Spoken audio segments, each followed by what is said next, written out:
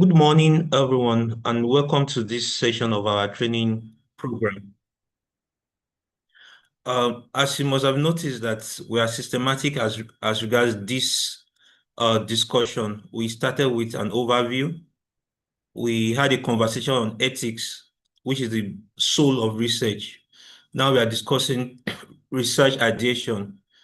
We understand that we're already doing some research work already, and we're already coming up with ideas, but I want you to look at this discussion as a framework with which you review what you are doing or what you'll be doing in future. Every research starts with an idea, and you need to be able to come up with research idea, and this is what this interaction will be about. We're going to be discussing how do we generate ideas for research. I'm sure a lot of us will have questions and comments at the end of this conversation. So I'll try and make it brief so that we can have discussion thereafter. I'm Dr. Kudus. I'm from the Manuscript Writing Hub.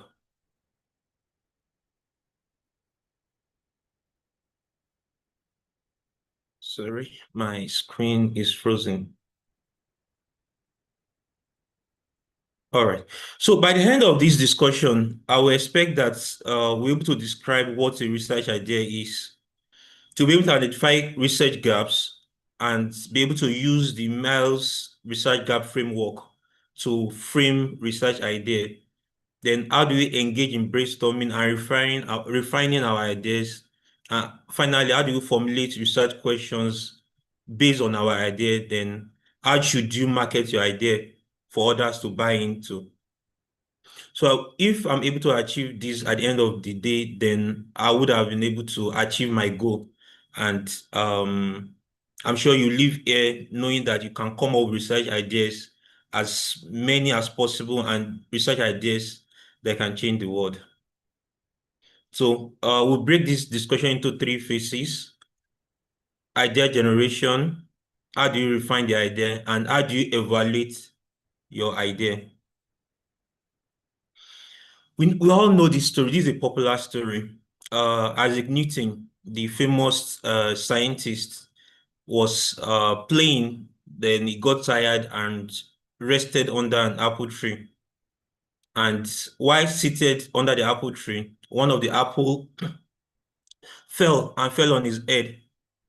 And he ruminated over it that why did this apple fall down rather than go up? And that formed the basis of what we know today as law of gravity. But one thing I want to point out from this is that Isaac Newton could have just picked the apple and eat it, and that would be the end of that. But rather than just see the apple as a fruit to be eaten, he saw it as an opportunity to explore nature further than what he knew before then. And this law of gravity is the basis for many of the things we do today. So my question to you and everyone on this call is that how many of us have eaten the apple figuratively that would have generated ideas that would change the world? So it's a call for action that many things that are called around us are actually ideas that we can explore to generate research that will solve problems. I bring another story, so to say, the Archimedes principle, which many of us who are science-minded we know. So what did Archimedes do? And in the century when he was alive, there was a king who ordered that goldsmiths should make crown for him, a gold crown. But the king was worried that the crown that was made for him may not be genuine. So he needed a scientist or someone who can confirm if the golden crown that was made for him is indeed genuine or not. Definitely, as at then, the only way to determine whether it's genuine or not is to break the crown and check whether it's fully gold or it is an alloy mixed with other metal. Well, that would mean destroying the crown that has been made. So people went out to find out what was the possible means of solving this problem. It was the moment where Archimedes was entering the bathtub and trying to take his bath. I noticed that the water within the tub displaced based on him entering the water. This formed the principle of Archimedes' principle, where he realized that a mass will display equal volume of what it contains. With this principle, he was able to prove that the crown that was made for the king was indeed mixed and not pure gold. So the Eureka movement does not necessarily need to be when you are seated in a library, fully focused and reading before you can come up with a research idea or an idea that can change the world. It can be in your bathtub. It can be anywhere. Just maintain that inquisitive mind and constantly trying to ask questions about what's occur around you can make you come up with an idea that can indeed um, be transformative. So I already shared a link on the WhatsApp on the group on the Zoom platform, and I'm sure Toby also helped me reshare it. And what I want you to do is to use the link shared, or you can use this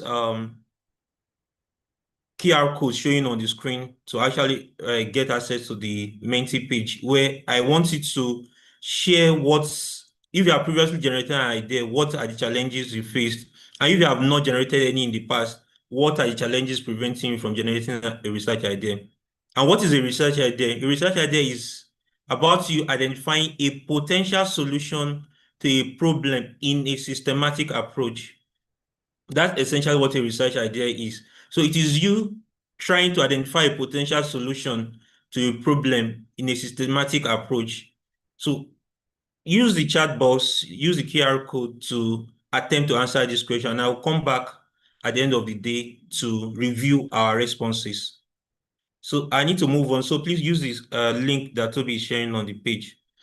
Now, one assumption I've made the rest of the responses I'm going to get is that when we try to come up with research idea, we realize that the idea has been answered in the past.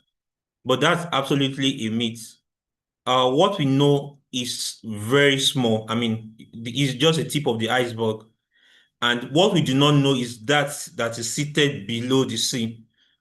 What the knowledge that is yet to be unearthed is so much, so enormous that uh, if we continue and vigorously pursue research, we'll still have a lot unanswered. What we are currently doing is just scratching the surface of what we can know.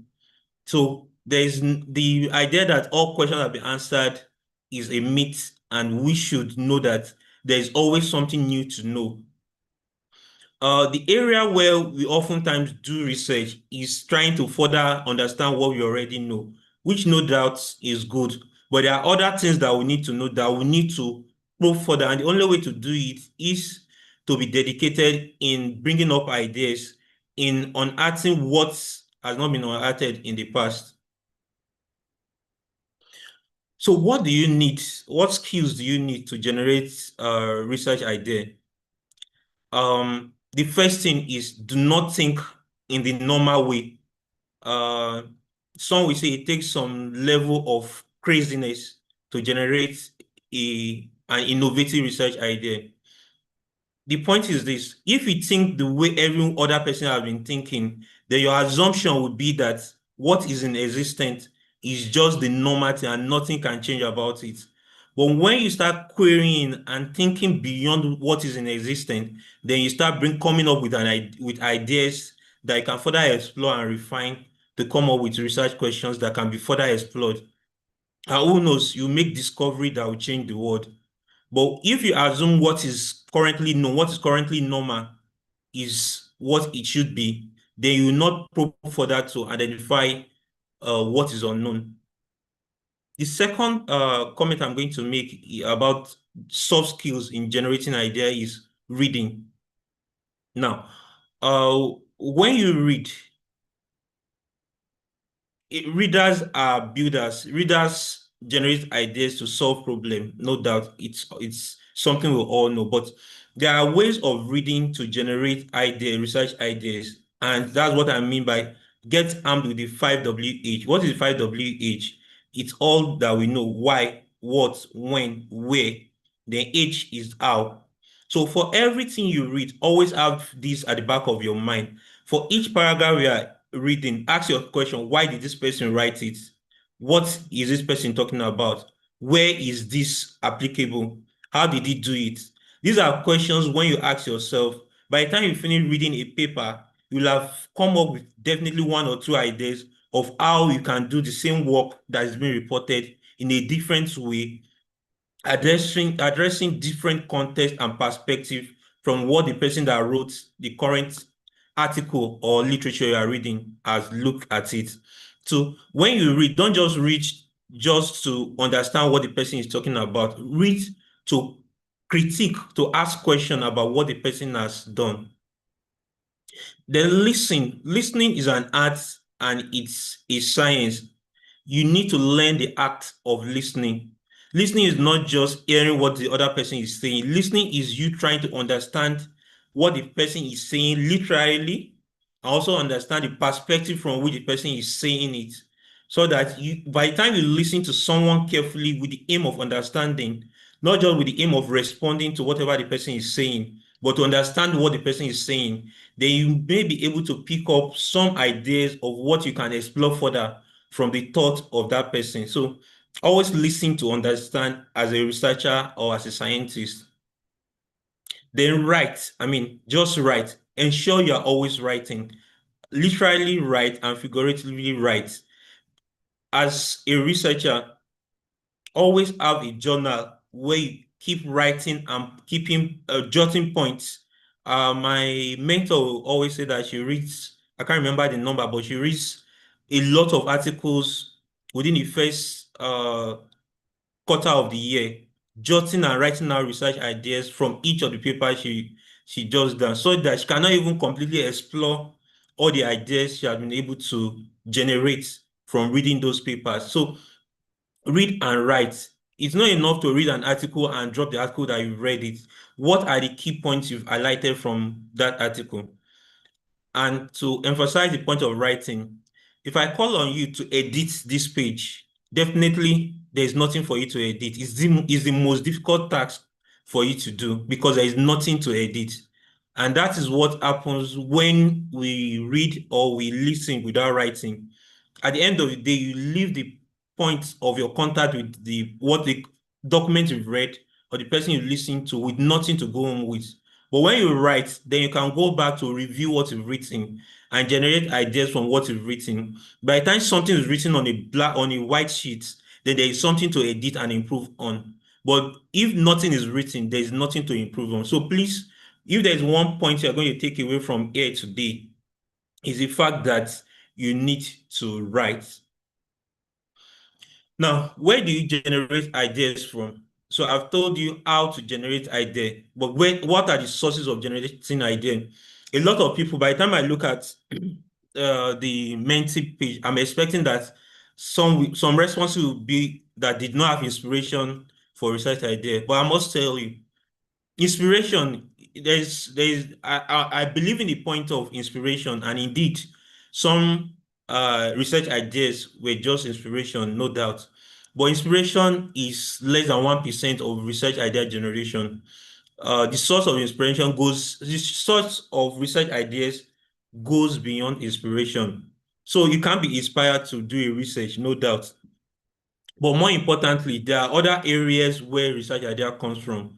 And one key important area where research idea comes from is clinical practice or your daily practice or implementation of your activities, just like we do in APIN, where you're implementing measures to prevent HIV/AIDS. So at the point of you implementing what you do regularly, you start seeing gaps in knowledge or gaps in practice that you need to explore and see if you can do it better. And the only way you can know whether you can do it better is to scientifically explore or research that gap to see whether the intervention you want to put in place is going to address that gap.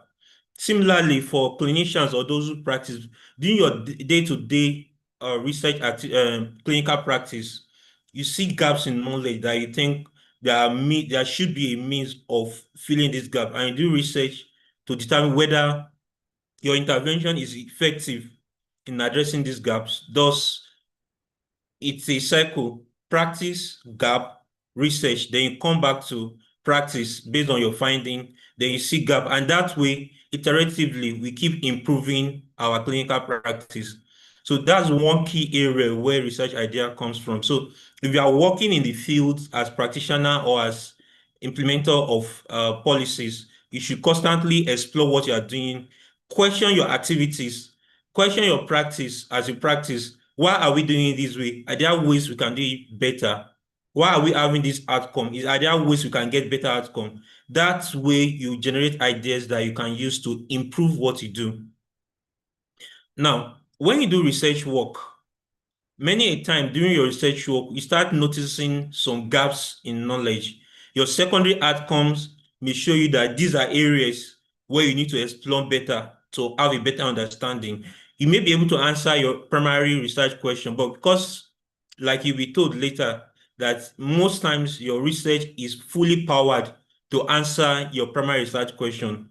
Your secondary research question are most times exploratory, meaning that your sample size are not powered to answer the question strongly. So when you see a pattern in your exploratory research, then you may want to do a further research to confirm or refute those secondary findings. Similarly, in labs, when you carry out lab work, you may see some things that may prompt you that, oh, these are other area we can explore, and these are other sorts of inspiration. These days, we have webinars, a lot of webinars every day, thousands or hundreds of webinars occur where people present different topics. These are areas where you can also generate research idea, listening to, and this is where your power of listening comes into play, like I mentioned earlier.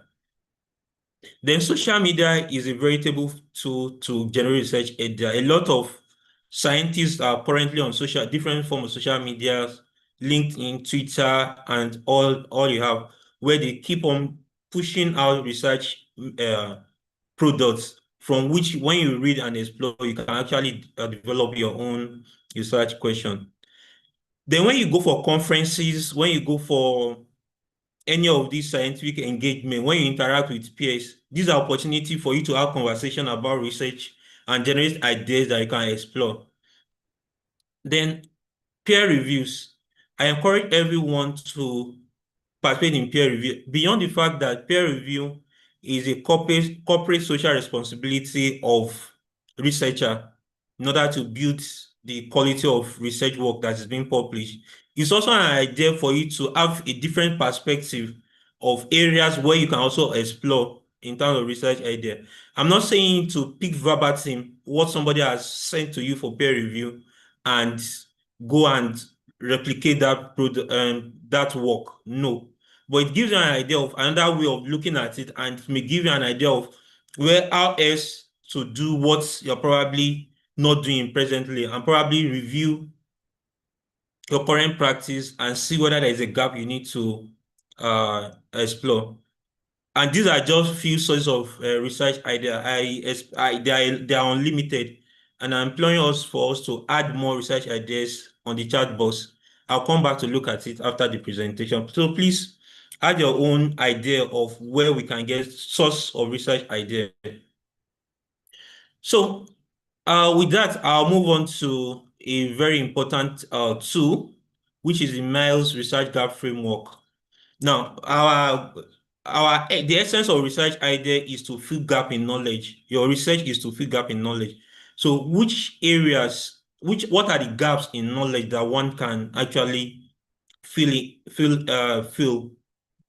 Mills, Anthony Mills, in 2007, is a scientist that brought together in an organized way all the research gaps that have been previously described, so that scientists can review what they are doing in terms of these gaps in order to be able to come up with research ideas that they can follow up.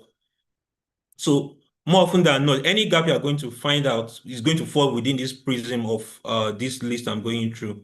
The first is evidence gap. When there is no sufficient evidence to address a particular issue, and I gave some examples, that hypothetical examples they may or may not be accurate. I know you guys are the expert in HIV/AIDS prevention, but I made an assumption. So my assumption is that there is insufficient evidence on the impact of digital health in promoting ART adherence in remote communities in Nigeria. So despite the fact that studies have been done on ART adherence, probably there have no studies assessing how digital health interventions can address adherence in remote communities in Nigeria. Probably they've done it in urban centers. So this is a gap in knowledge, which there is no evidence to support this intervention. Therefore, you may want to fill that gap. Now, there probably is evidence, but we don't have full understanding of concept or the process. That's knowledge gap. Um, we may be aware that a male partner may play a role, but we don't understand fully what role they can play. So it may be a knowledge gap. There is no full understanding of how well this process can occur. So that's a knowledge gap that you can explore to as a research gap to bring up an idea to solve that problem. Practical knowledge gap. Now, there may be guidelines like we always are. We have a lot of guidelines and policies, and this is where implementation science comes in. The fact that there are guidelines that promote condom use for guidelines on condom use may not the frontline workers lack tools to address stigma in conservative communities where adoption of condom as a preventive measure may not be well taken. So this is more like implementation science research where you want to know how to turn guidelines to practice. Then another aspect, which is the common one, I mean, this is one common area where you have many research focused on, is that the method with which research has been done in the past may not be accurate. So you might have people reporting case reports, reporting case series to describe a particular gap in knowledge. But you know that these are low level in terms of the hierarchy of evidence, these are low level. So you want to do something more superior, I mean, something more higher in the hierarchy to explore the same question. So you can read a work that discuss a cross-sectional study, and we know that cross-sectional studies cannot really give you cause and effects in a relationship. So you may say, oh, based on this background cross-sectional study, I want to do a further study, maybe a cohort study or a randomized control trial to see whether this finding will be sustained using a more superior method. So these are methodological gap. Then sometimes you want to explore the theories that support a conceptual framework that supports a current practice, or you want to look at the empirical gap. Then another area where we can actually key into research gap is population gap. Now, a lot of studies have been done addressing different areas of research, but most times the research focus on different population that is different from ours. So that is a gap in itself because findings in a particular area may not be generalizable to another particular environment. So you may want to check whether your population will have the same finding with this. And this is one area we often explore in terms of research idea.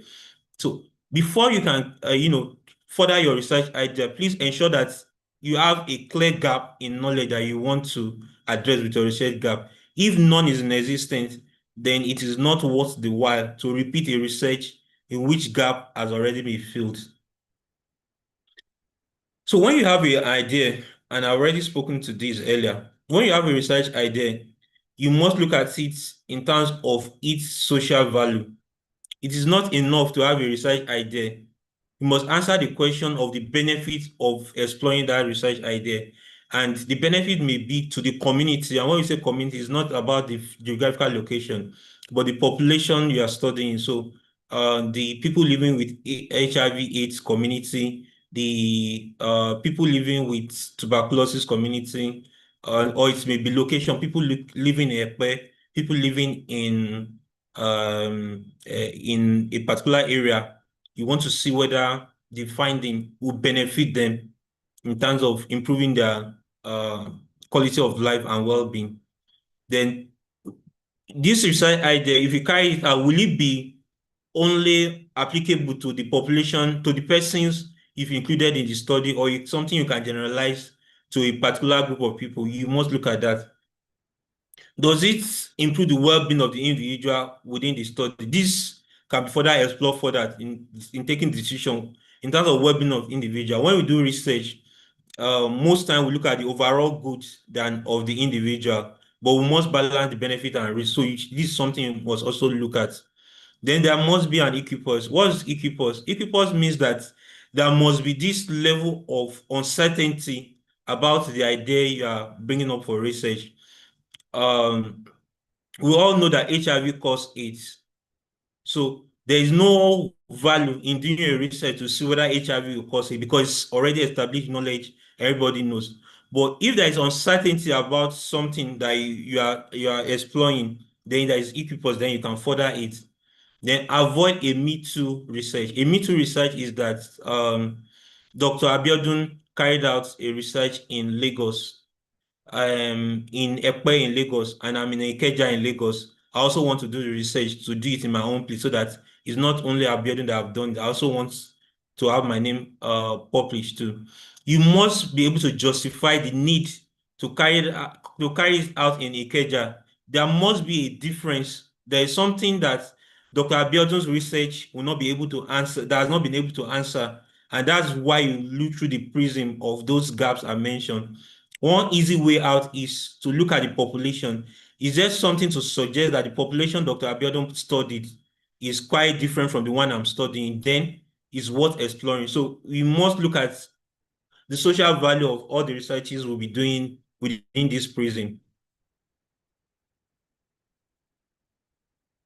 Now that you've generated an idea that is of social value, that we look at it, that is addressing a specific gap, the next thing we need to do is to refine our idea, to make it acceptable.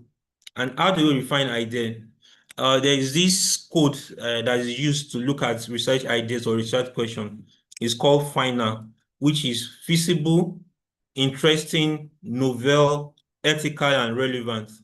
And this can be grouped into three groups. Importance. What's the importance of the question or the idea? Is it an interesting question? Is this something that will generate interest among the population you are studying or among your colleagues in your peers in the area of study? Is this something that will generate interest in them? Is this something, if you're able to answer, will be interesting? And when we say interesting, it's not just the excitement that comes with publication. It's about, oh, this is an area that has not been explored before. Oh, we are bringing in something very unique. The second thing is the novelty. Now, it's not always that something must be extremely new, but like I mentioned, there should be something unanswered that your own research is going to be addressing. So your research work should be novel. Then the relevance, there must be relevant, uh the research one must be relevant to the community or to, to the society where to whom you are studying, so that your finding will be useful to the population. Then feasibility. You can have a very interesting, a very important question, but it may not be feasible for you to carry it out. It doesn't make the idea useless, but you can keep the idea to a point at which it becomes feasible for you to carry it out. Feasibility does not make your idea not worth the while. It only means that at that particular time, you may not be able to carry it out, and you should keep the idea, and that's why you keep a journal. You should keep the idea until such a time that you'll be able to answer it. And when you talk about feasibility, it may speak to the availability of patients to answer your question, the availability of time for you to answer the question, your expertise and your funding for this, and the team you have to answer the question. I remember when we were discussing ethics the last time, these are things the ethical review board are going to look at to review whether indeed you can answer this question you plan to answer. So feasibility is key, but I must mention and emphasize at this point that feasibility does not make an idea not worth the while. It only means that you should keep the idea until such a time when when it's feasible for you to answer that research. And ethics, I'm sure you are all expert on ethics based on our previous conversation on this, and you must ensure that your research questions are ethical. So these are things you should look at in your idea. Now, when you now have an idea, you now refine it to a question because idea is usually vague. I mean, when I say vague, it's not put in a way that you can give a direct answer, but you need to formulate your question in a way that it becomes a question that you can ask and give an answer directly to it. So that when I say, what is today's date? You can answer me that today's date is 27th. It's something you can give an answer to. And that is how your research work should be. You should have a question, a background question that is directing your research work. And it should be clear in your mind. In every research work you do, one basis where you start from is formulating a clear research question. Your research question can be primary, which is the main aim of your study, and you can have secondary questions, which are oftentimes exploratory. Now, to make research question formulation easy, there are different frameworks that have been described and they keep increasing over the years. And I'm just going to pick a few of them so that we can have time to have conversation on these things I've mentioned.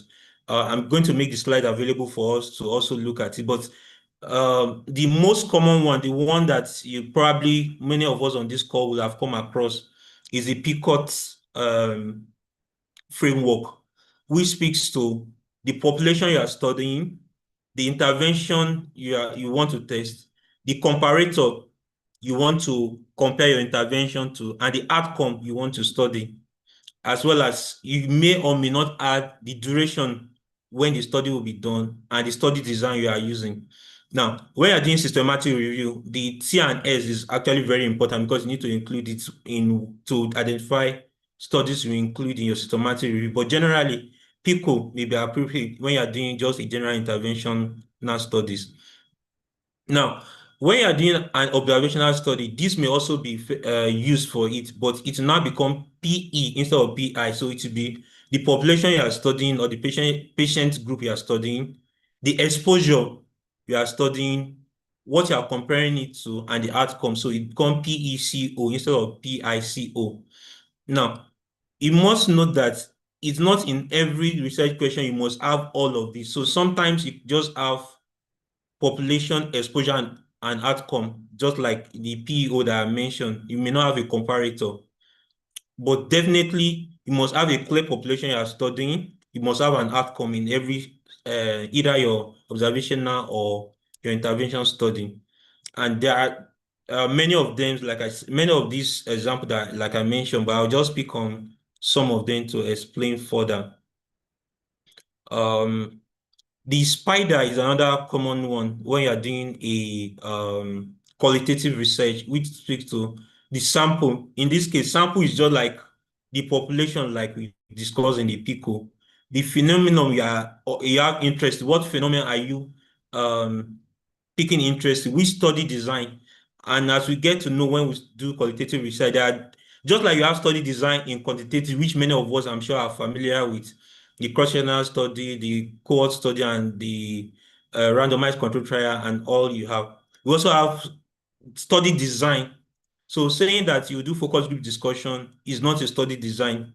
It's just a method of data collection. We have study design, the phenomenological study design, the case study design, and many of them in qualitative research, which you would put what form of evaluation are you going to use and what research type are you going to do.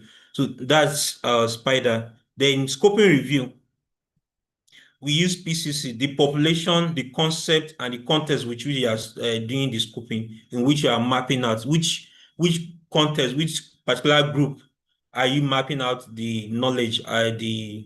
What we do essentially in scoping review is mapping the literature that is covering that area. So which population, what concept are you looking at, and which context are you looking at it? So that's that about scoping review. Now you've refined your question, your idea into a question that can be answered. Then you can now go on to evaluate this question, this research question you have. And the first thing is to pass you through a mentor. And the role of mentors cannot be overemphasized. Everyone should have a research mentor who have your research goal in mind and is helping you to get to that point you want to get to. And it's through this mentor you pass your idea, your research question to, they will be able to frame it. They're going to see it in perspective. You're not seeing it. One thing we must realize is that when we come up with ideas or research question, oftentimes that research question becomes a part of us, and it's difficult to critique yourself. So most times you see it as a perfect work that has been done. It's only when a third eye look at your research work that you're able to identify that indeed there is a gap that needs to be filled. There is something that needs to be done better than what you have presented. And that is the role of your mentor to help you look at your question better and make it more valid. It is your mentor that will tell you that, oh, this population you are looking at is too broad, make it more focused, or you are looking at too focused group of people, make it larger so that your finding can be generalized to more group of people, or oh, with this research question, you will not get enough funding. Let's expand it to cover this area that will help us get funding for this research work without affecting the idea that you have been issued. So the role of mentors, like I mentioned, cannot be overemphasized. So everybody must have a mentor that helps review your research ideas. So you can have 100 research ideas, 50 research ideas that you've jotted out, and you pass it through your mentor to make it better. The peer review is another method of evaluating your research, and peer review and brainstorming, which I would delve into, and lastly, review of literature. So, what is brainstorming? I'm sure a lot of us have come across that word brainstorming in the past, and most times we just think it's just about discussing. Brainstorming goes beyond discussing. Brainstorming means that everyone in the room is actively engaged in bringing out ideas that can improve on the problem that we have at hand. In this case, we are talking about research idea. So it means everyone in a room is giving time to look at that research ideas and bring out points or corrections or comments on that research question. And there are different means of brainstorming. The common one is just putting people in a room, giving them the idea and asking them to identify the problems or the solutions. I mean, when we say solution in this context, is that talking about how to make the research question better. That's brainstorm. That's the general brainstorming we have. But there's something we call brain dumping. What brain dumping does is that you bring people in the room, give them the task, and tell them to write as many thoughts that come to their head as possible as regards that idea. Then at the end of the day, to be collectively reviewed. Each of the ideas they put together will collectively review, and something more better than what is initially mentioned will be presented. There is reverse brainstorming. What reverse brainstorming speaks to is the fact that most times when we brainstorm is to bring out solutions.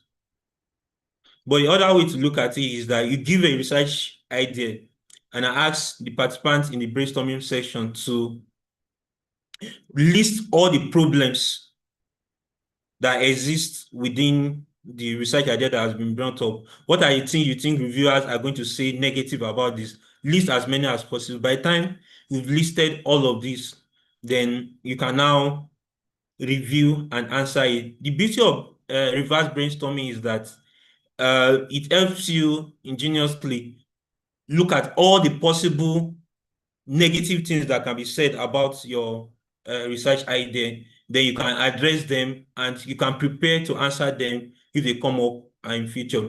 When we look for solutions, if you don't get all the problems, you may not be able to get all the solutions. So I personally like reverse brainstorming than brainstorming itself. Then there is brain writing. What writing does is that in brainstorming, it's more of verbalizing your thoughts, everybody speaking out about a research idea. But in brain writing, what is done is that um, you write down the idea, he pass it to the next person to improve on it or to make a comment about it. That is further passed to another person. Then it moves around the room and everybody make contribution on it.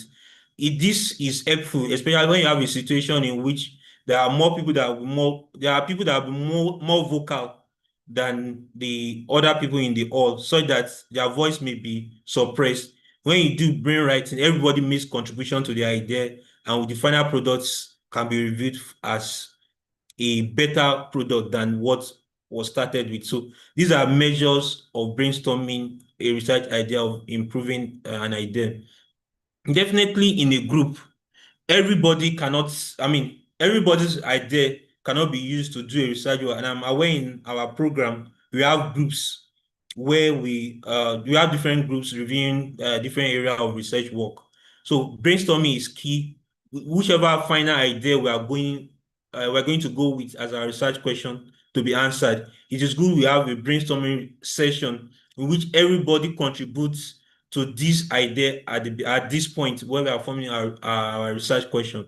The importance of this is that when you do brainstorming on a research idea as a team, it gives that sense of ownership that you contributed to this final idea before it goes out. So it doesn't become it's Dr. Abiodun's idea that we are working on, this Abiodun's work we are doing. It becomes a collective work that everybody contributed to give the final output, and it doesn't become a solo work.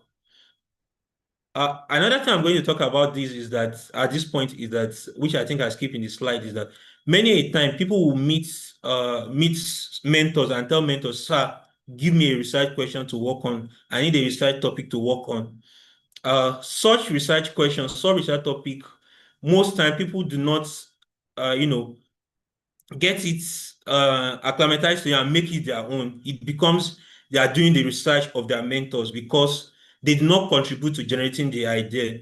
Most form of research ideas that goes a long way in which people carrying out are enthusiastic about the research work is the one that is organic, the one that generates, that comes from collective work in building, not one that is handed down in a top-down approach.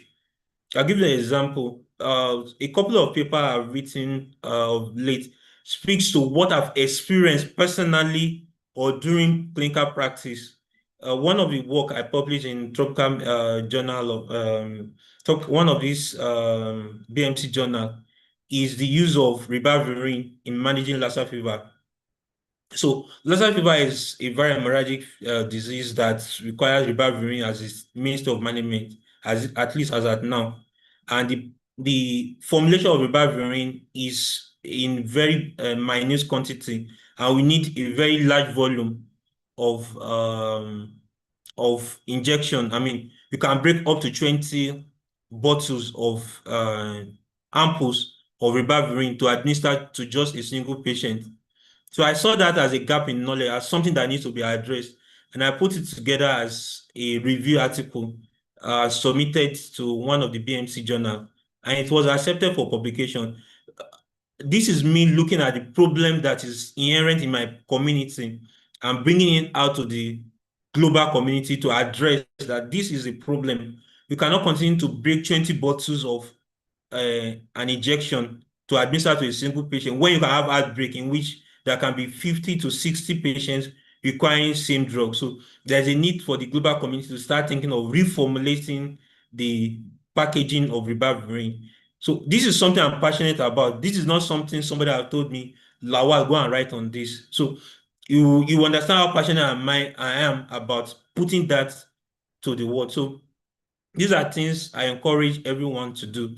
Then lastly, when you have a research question, it is not after a research question you start going to work or start writing. You must do a form of literature review, be it mini literature review or a full literature review, checking if indeed these gaps that I have identified has not been answered, because it's not going to be appropriate for you to attempt to answer a question that has been answered already. That will make you do a Me Too research, which is not encouraged. So you need to go into literature and find out if the question you intend to answer has not been answered in the past. If it hasn't answered, then it's not worth exploring, except you can look at a gap in the literature that has been answered. And that way you'll be able to focus on an area and can justify why you're carrying out the research. So fortunately, one of the subsequent classes you're going to be having is on how to do a literature review. So I can see the systematic manner in which we are taking this course. So the next class is going to build up on what we discussed on your research question and research idea. So to summarize what I've said in the last few minutes is that as a researcher, we need to be inquisitive. It is that inquisitiveness that made Isaac Newton see the apple as something to explore, the falling apple as something to explore, rather than see it as something that he needs to eat. I can overemphasize the need to keep a journal. As a researcher, you must have a journal. You must have a place. The good thing is that we have phones that have notes.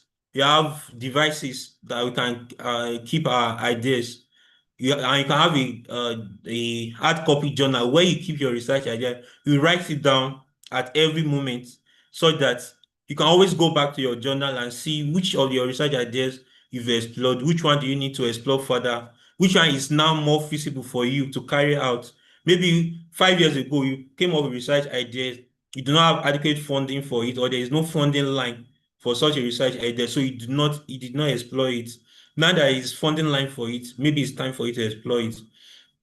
Or you have a question, you do not have the expertise to carry it out as at that time. Then now that you have good network of people that can help you carry out the research, then you are ready to carry out. So keep a journal of idea, continuously review it as your situation change to address whether this is a idea you can explore at this time. Break complex ideas to simple tasks and make progress. Uh, Thank you very much. Okay, so I'm running up. So break complex ideas into simple tasks. You can have a very big idea of what you can do that looks so enormous and becomes impossible for you to do. You can break them down into into simple tasks, simple ideas that you can do one at a time, so that at the end of the day, at the end of the day, you will have achieved completing your task. One example of that is you have an idea, a research idea that you want to find out something in Nigeria. You may first do a pilot in your own locality and see how well you're going to do. And that pilot can actually be a basis for you to apply for funding to do a larger, better study. You all know that data accrued from pilot study can be a very veritable tool in making appeal or call for funding for a research idea. So if you have a very large idea, break it into bits, do a pilot, present the finding of your pilot, then you can get funding to do it, to scale it up to a larger scale. Ideas that change the world starts with a spark, and get that spark today to change the world. Um, the our area of specialization is HIV/AIDS. I'm sure that ideas can generate from us by just taking action today that can change the landscape or the face of HIV/AIDS prevention, not just in Nigeria, but globally. Thank you very much for your time. I would now look at our chat box to look at questions, then comments. Um, Let me stop sharing so that I can see faces. Yeah. Toby, please,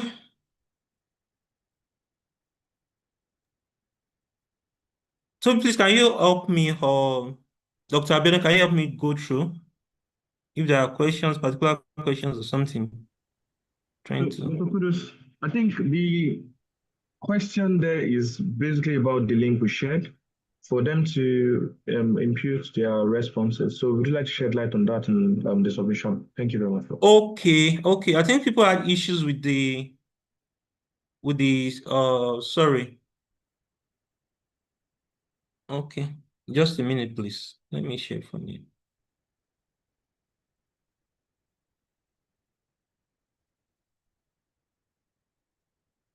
Can my second device share, please?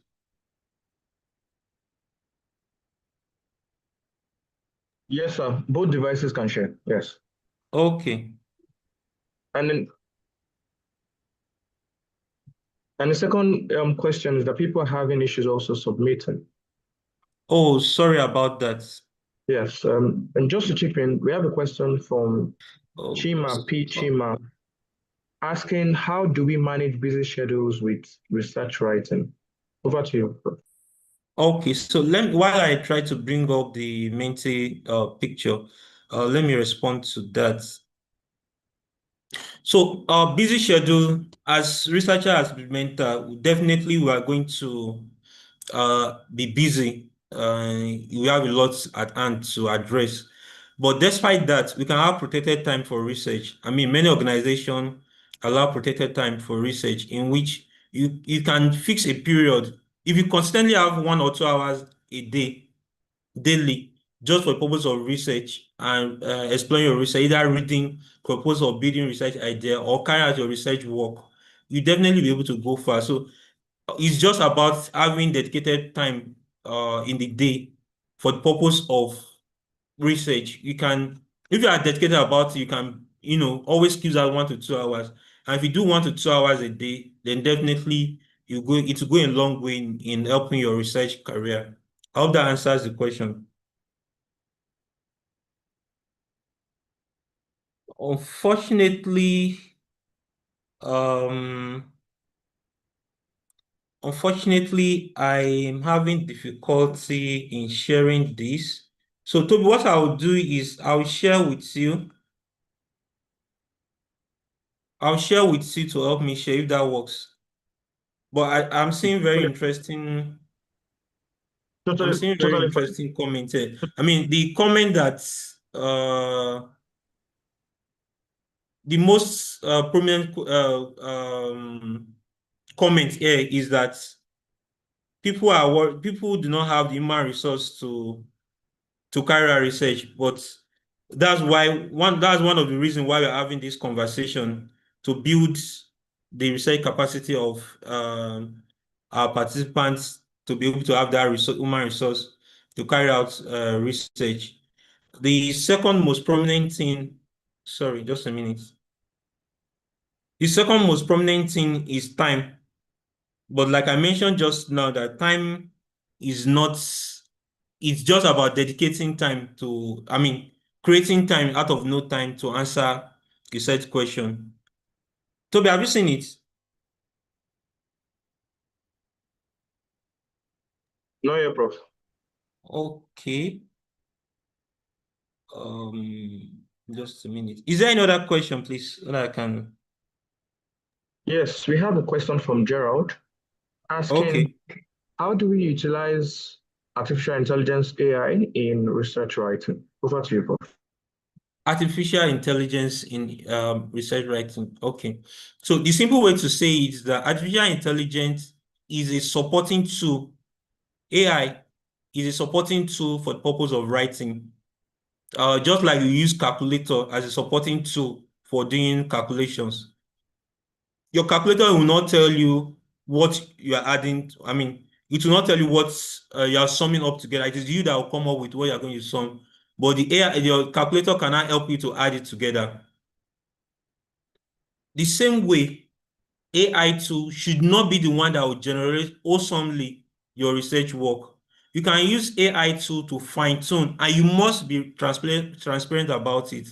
You must be able to tell the world that you use AI tool for the particular purpose in which you use it in your research work. So there are several AI tools. That's why I don't want to go into specific. There are several AI tools that help you to do different aspects or help support you in doing different aspects of your research work. Qbot is an AI tool. Qbot help you to rephrase or paraphrase your write-up to make it, for example, when you're trying to submit an abstract, and most time abstracts are limited in terms of number of words acceptable. So you've written your abstract work, but the number of words you have is far beyond the number that is accepted by the conference organizer. Qbot can help you paraphrase to have it shorter than what it is. AI too can help you refine your language, which is acceptable. But what you should not do is to tell AI, write an article for me on this particular area. AI is going to do it for you.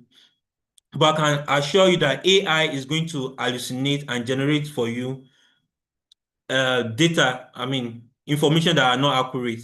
And AI does not have what the ICJME criteria of authorship. You will be the one to take responsibility for what AI has generated. So please do not use AI for the purpose of awesome writing. Rather, use AI as a supporting tool. You can tell AI that I'm submitting to this particular journal. Please review my literature, my write-up to be sure that it fits exactly into the requirements of this journal, so that if there are areas you need to make adjustment to, AI can tell you that giving uh this instruction to author that you've shared with me and this article you've uploaded, you still need to rephrase this. When I use AI for any edit, I tell AI, do not rephrase my thoughts, do not change my thoughts, just do correction of English, just reduce the word count. I'm specific, and I'm sure there is a module that is going to speak into how to use AI, how to prompt engineering, how to use AI to answer research needs of researcher that would go more in depth into this conversation. Unfortunately, I am having difficulty in getting the mental access, but the key thing I picked from our submission, which I'm going to share on the WhatsApp page, is that a lot of people think did not have the resources to carry out research. Like I mentioned, if it's about funds, then it's about feasibility. But a time will come when you get the resources that will make it more feasible. So if you have an idea that you think is not feasible for you to do at a particular moment, keep the idea. Then when the time comes, when feasibility is assured, you can always come back to review the research idea and make it more generalizable. So please let me check if there's any other one. Um, None for now, just a collaborative request from Daniel Naji. Prof. Lawal, Okay. please, I'm currently working on Lassa fever in Nigeria. Can we collaborate? Over to you, Prof. Oh, definitely. Though I'm not a prof, please. It's Toby that keeps calling me a prof. No doubt, we can work together. I'm sure I'm going to drop my email on the chat box. Okay. All right. So I'm looking at the comments. I'm looking at the picture now. Um, so I'll just be speaking to it. Unfortunately, I'm having difficulty. It tells me it's a web page, so I'm having difficulty sharing with you, Toby. Let me just look at, okay, this should work. It should work this way. Sorry. All right. Is it showing now? Coming up, great. It's up now. Yeah. So research is topmost because everybody that writes will add research to whatever they are writing. So, but beyond that, human resources is the most. So the person is speaking to, most of them are speaking to feasibility in terms of resources or time and all of that. Time constraint is also there. I'm sure the persons that mentioned choosing topic, with what we discussed today, we're able to choose topic.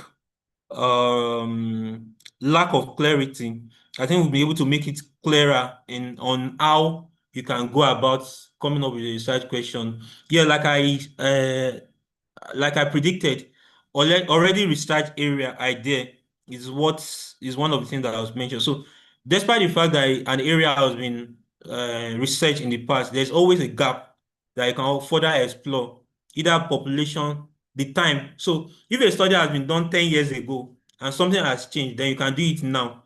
It probably may not be the same thing that happened 10 years ago. And one thing that can give you a research gap to actually explore is COVID. So a lot of the words actually change following COVID. So many findings that predate COVID may not be replicable now. So, but you must be able to justify that. There must be that equipoise, something that tells you that probably COVID may have an implication in the current state of things compared to what it was before. So maybe you must be able to justify that there is a need to explore the post-COVID area.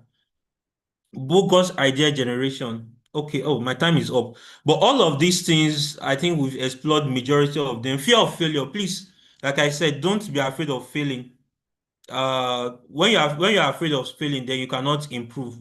Make attempt to solve a problem, then definitely you'll be able to improve on it. Failing is actually a step in learning. Thank you very much for your time. I hope with this we're able to generate thousands of research ideas that obvious hopefully we change our world for a better place. Thank you. It's now